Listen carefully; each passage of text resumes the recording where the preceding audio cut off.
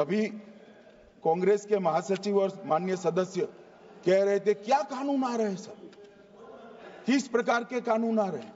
मान्यवर, इसी सदन में नरेंद्र मोदी सरकार ही महिलाओं को 33% आरक्षण का कानून लाई। इसी सरकार में पिछड़ों को संवैधानिक अधिकार दिया गया। मान्यवर, इसी सरकार में बजट जो आए इसमें गरीबों को गैस, शौचालय, पानी, 5 लाख तक का बीमा, 5 किलो अनाज, बिजली और घर दिए गए। मान्यवर, और कन्वर्जन कानून की बात करते थे और हंसते हंसते कहते थे कर्नाटक सरकार कन्वर्जन कानून लेकर आई है। सबसे पहला कन्वर्जन कानून उड़ीसा और मध्य प्रदेश में कांग्रेस सरकार लेकर आई, मगर उस वक्त कांग्रेस सरकार तुष्टीकरण की नीति पर नहीं चलती थी, महात्मा गांधी के सिद्धांतों पर चलती थी। मध्य प्रदेश और उड़ीसा में सबसे पहला कन्वर्जन के खिलाफ कानून कोई लाया तो कांग्रेस पार्टी लाई, और मुझे गर्व है मेरी पार्टी की सरकारें कन्वर्जन पर कानून लाती। मान्यवर, सबको अपना धर्म का अनुसरण करने का अधिकार है, कोई शौक से करे, मगर लोभ, लालच, भय, इससे धर्म परिवर्तन नहीं कराया जा सकता। किसी गरीब के पास खाना नहीं है, खाना देकर उसका धर्म बदला दोगे? कोई थोड़ा कम पढ़ा लिखा व्यक्ति है, उसका धर्म बदला दोगे? ऐसे नहीं होगा मान्यवर। और आपने भी किए हैं कानून, आप नए नए आए हो, आपको मालूम नहीं है मान्यवर, इनको मालूम नहीं, अभी अभी आए हैं 5 साल से। ये कांग्रेस पार्टी ने कानून किए थे मान्यवर। अपील का प्रावधान भी हमने आगे बढ़ाया और गैर मुसलमानों के द्वारा दान की गई संपत्तियों पर, गैर मुसलमानों की दान की संपत्तियों पर वक्फ अधिनियम को हमने लगने से मना कर दिया। माने उनके लिए चैरिटी कमिश्नर का कायदा है। ये प्रैक्टिसिंग इस्लाम, जो इस्लाम की प्रैक्टिस करते हैं, इसीलिए मान्यवर हमने ओवरराइडिंग इफेक्ट को भी समाप्त कर दिया। मान्यवर, ट्रस्ट का नियमन करने का जो कानून होता है, जैसे चैरिटी कमिश्नर के कानून में कोई ओवरराइडिंग इफेक्ट नहीं है। जहां क्लासेस आते हैं वहां ओवरराइडिंग इफेक्ट होती है। यहां ओवरराइडिंग इफेक्ट इसलिए देगी कि आप जिसकी संपत्ति हड़पी जाएगी उसको कोर्ट से जाने से रोकना चाहते थे, इसलिए ओवरराइडिंग इफेक्ट जो हमने मान्यवर निकाल दिया है। मान्यवर, एक ऐसी चर्चा लेकर आए कि चर्चा नहीं हुई। मैं आपको बताना चाहता हूं 2013 में जो अमेंडमेंट बिल आया, जिसके कारण ये बिल लाना पड़ा, वो बिल में कुल मिलाकर 5.4 घंटे चर्चा हुई थी, 5.5 घंटे दोनों सदन मिलाकर। और इस बिल में दोनों सदन मिलाकर 16 घंटे चर्चा हो रही है मान्यवर, 16 घंटे। इसके अलावे हमने डिमांड किया समिति बनाओ, समिति भी बनाई, 38 मीटिंगें हुई, 113 घंटे चर्चा हुई, 284 हितधारक बनाए गए। वक्फ बोर्डों की संख्या, जो उपस्थित वक्फ बोर्ड भी हुए राज्यों के 25 हुए, राज्य सरकार के प्रतिनिधि 15 राज्य सरकारों के आए, सांसद 8 हुए, विधायक विधान परिषद 7 हुए और अध्ययन दौरे 3 किए गए और अल्पसंख्यक आयोगों को भी 5 बुलाया गया। ये सबसे 92.68 लाख करीब 1 करोड़ सुझाव देश भर से ऑनलाइन आए। इसकी मीमांसा कर ये कानून बना है। आप ऐसे इसको खारिज नहीं कर सकते हो पूरी प्रक्रिया को। आप जो कर रहे हैं 5.5 घंटे की प्रक्रिया, ये बहुत लोकतांत्रिक प्रक्रिया है और हम 16 घंटे चर्चा करते हैं कि चर्चा आपके अनुरूप चर्चा नहीं हो सकती। ये सदन में हर सदस्य बोलने के लिए स्वतंत्र है, कोई परिवार की यहां चलती नहीं है। ये तो जनता के नुमाइंदे हैं, किसी की कृपा से नहीं आए हैं। मान्यवर, जो दिल में है, जो जनता की आवाज है, वो रखेंगे। मान्यवर, एक सदस्य द्वारा कहा गया कि ये मिसलीडिंग है कि पुराने कानून में 2013 के जो अमेंडमेंट्स थे उसमें अपील का प्रोविजन था। अब मैं कहना चाहता हूं 83(9) उसमें अधिकरण द्वारा किए गए किसी भी विनिश्चय का आदेश विरुद्ध चाहे वो अंतरिम हो या फाइनल, इस पर अपील नहीं हो सकती। इसका मतलब अपील का प्रोविजन आपने रखा ही नहीं था। सिविल न्यायालय, राजस्व कोर्ट और अन्य प्राधिकरण उसके अधिकार क्षेत्र पर भी प्रतिबंध लगा दिएगा और सरकारी अधिसूचना जो बाद में वक्फ बोर्ड और वक्फ परिषद के एडवाइस से होगी, इसको भी कोई चुनौती नहीं दे सकता। मान्यवर, मुझे ये बताओ कि अभी अभी फैशन है संविधान लहराने की। ये संविधान के हिसाब से सरकार का या किसी भी निजी संस्था का कोई भी फैसला मान्यवर कायदे की कोर्ट से बाहर कैसे हो सकता है? कोई भी फैसला हो, ये देश की अदालत वो फैसले तक रुचि नहीं रखेगी। नागरिक ग्रीवेंसेस लेकर कहां जाएंगे? जिसकी भूमि हड़प कर ली गई वो कहां जाएगा? ऐसा नहीं चलेगा। आपकी वोट बैंक के लिए आपने किया था, हम खारिज कर रहे हैं, ऐसा नहीं चलेगा। अदालत में जाइए, जिसको ग्रीवेंसेस है इधर और साइड से, और अदालत न्याय करेगी। न्याय के लिए तो अदालतें बनी हैं। और मान्यवर, यहां एक सदस्य ने कह दिया माइनॉरिटी इस कानून को स्वीकार नहीं करेगी। क्या धमकाना चाहते हो भाई?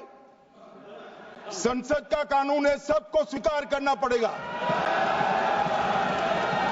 स्वीकार नहीं करेंगे मतलब क्या है? कैसे बोल सकते हैं कोई हम कानून को स्वीकार नहीं करेंगे?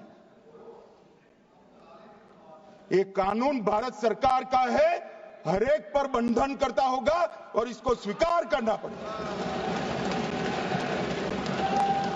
मान्यवर, ये हमने तो खैर वक्फ को छेड़खानी नहीं की।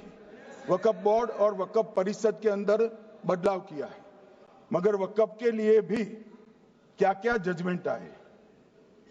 सैयद फजल पुकोया थंगल बनाम भारत संघ 10/11/28 को केरल उच्च न्यायालय ने उन्होंने कहा वक्फ बोर्ड एक स्टैट्यूटरी बॉडी है, यह मुस्लिम समुदाय का प्रतिनिधि निकाय नहीं है।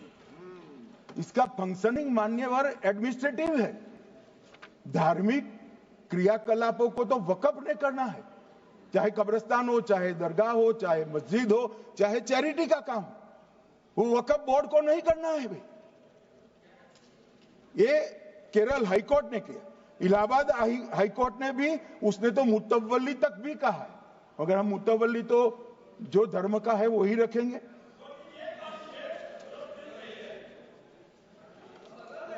मान्यवर, इन्होंने कहा एक मुतवल्ली के कर्तव्य विशुद्ध रूप से धर्म निरपेक्ष कैरेक्टर है, मगर हम मुतवल्ली को छू नहीं रहे। मान्यवर ये कह रहे थे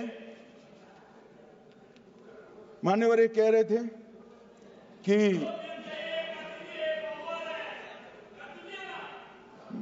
मान्यवर ये कह रहे थे कि कोई गड़बड़ियां नहीं हुई। मान्यवर,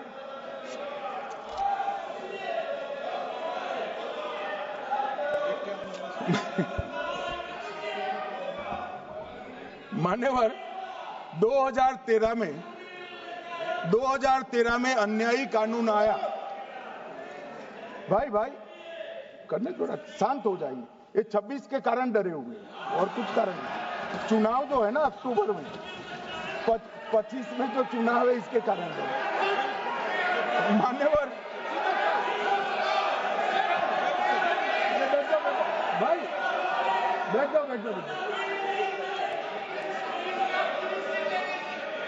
मान्यवर,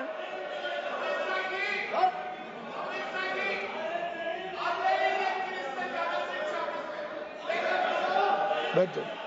बंगाल में आकर कहूंगा ये राजनीतिक हिसाब किताब का अखाड़ा नहीं है, छाती पर ठोक कर कहूंगा ज्यादा सिखाएंगे।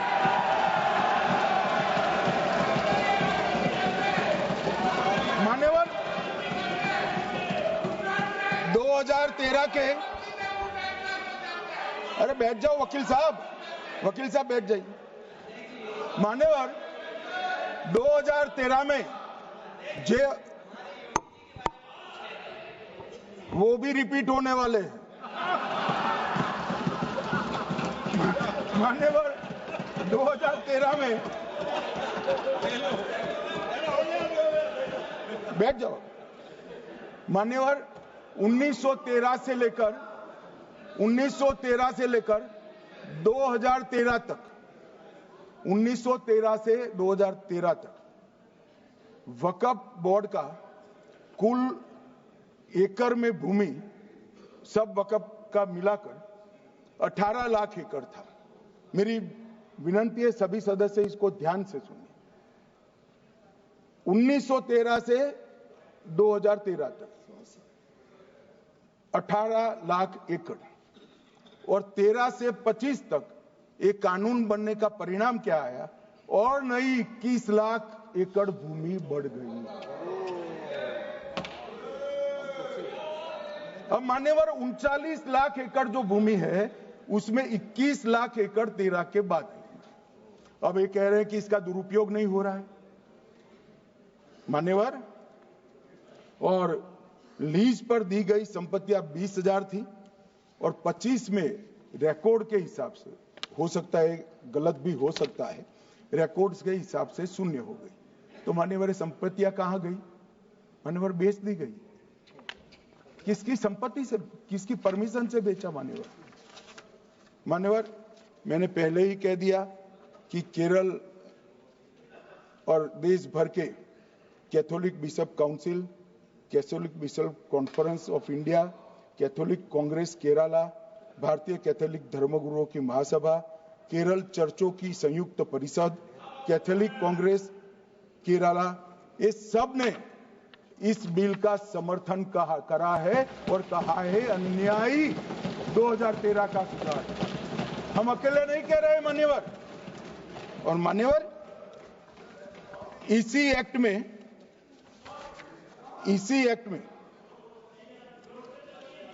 हमने एक बात कही कि जो योगदान था वक्फ बोर्ड का वो 7% से घटाकर 5% कर दिया। मान्यवर अब ये जो कह रहे हैं ये मुसलमान भाइयों के हित में कह रहे हैं, जिसका विरोध कर रहे हैं, या अहित में? अगर 7 से 5% हमने कम किया तो ये कहां जाएगा? वो वक्फ में रहेगा। वक्फ बोर्ड का कम किया है। जो मस्जिद चल रही है उसको हमने 2% बढ़ाया है। ये उल्टा समझ रहे हैं मान्यवर। ये बिल जमीनों की सुरक्षा प्रदान करेगी मान्यवर। किसी की जमीन अब घोषणा मात्र से वक्फ नहीं बनेगी, उसको प्रोटेक्शन मान्यवर। पुरातत्व विभाग और एएसआई की जमीन को हम सुरक्षा देंगे। आदिवासी भाइयों की शेड्यूल 5 और शेड्यूल 6 की जो जमीन है वो सुरक्षित हो जाएगी। निजी संपत्ति जो आम नागरिकों की है वो भी सुरक्षित हो जाएगी। और वक्फ करने के लिए स्वामित्व को दान तो साहब अपनी संपत्ति का ही कर सकते हैं, गांव की संपत्ति का दान नहीं कर सकते। तो वक्फ निजी संपत्ति से ही स्वामित्व के बगैर नहीं हो पाएगा।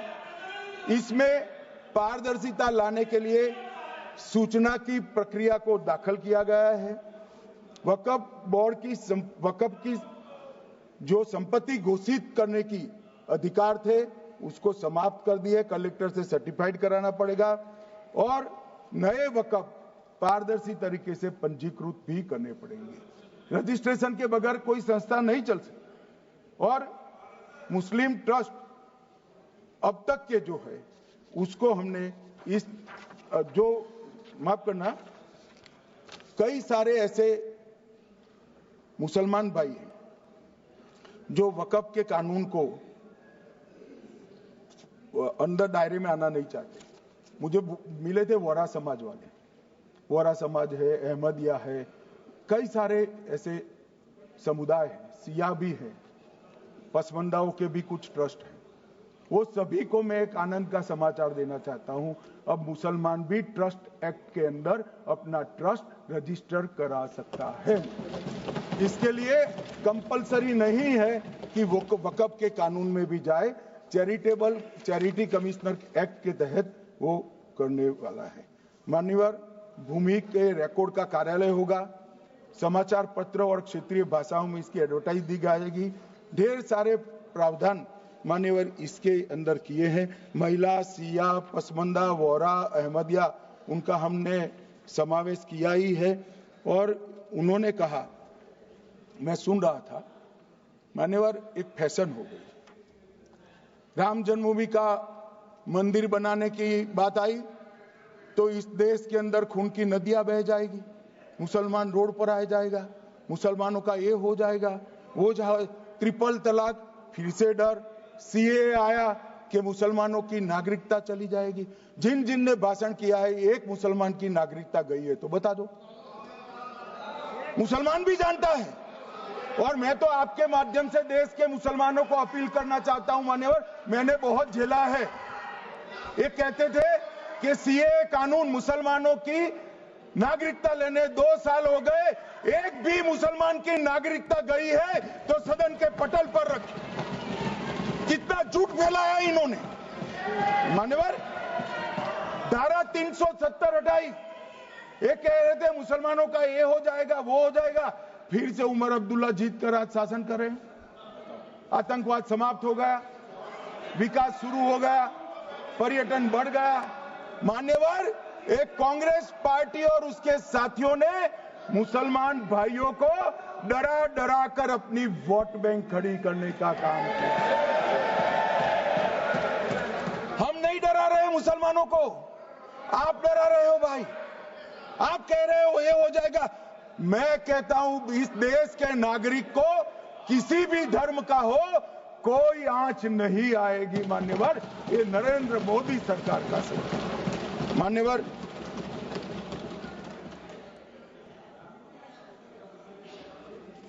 इनको मान्यवर ना पिछड़ों की चिंता है ना मुसलमानों की। ये सालों से जातिवाद और तुष्टीकरण इसके आधार पर काम करते हुए आए हैं और जातिवाद और तुष्टीकरण की राजनीति कर अपने परिवार की पॉलिटिक्स को आगे बढ़ाए हैं। मगर 2014 से मान्यवर जातिवाद, तुष्टीकरण और परिवारवाद को एक साथ नरेंद्र मोदी ने समाप्त कर विकास की राजनीति इस देश में प्रस्तावित। पॉलिटिक्स ऑफ परफॉर्मेंस, परफॉर्म करिए और चुनकर आइए। 3 टर्म मोदी जी को चुना है और 3 टर्म भारतीय जनता पार्टी की सरकार रहने वाली है। मेरी बात ठीक कर। मान्यवर, अंत में मैं किरण जी को बहुत बहुत बधाई देना चाहता हूं कि बहुत अभ्यास कर सारे दूषणों को निकालकर वक्फ कानून को शुद्ध, पारदर्शी और उद्देश्यों को समर्पित बनाने का काम रिज्जू साहब लेकर आए हैं। मैं इसका समर्थन करता हूं।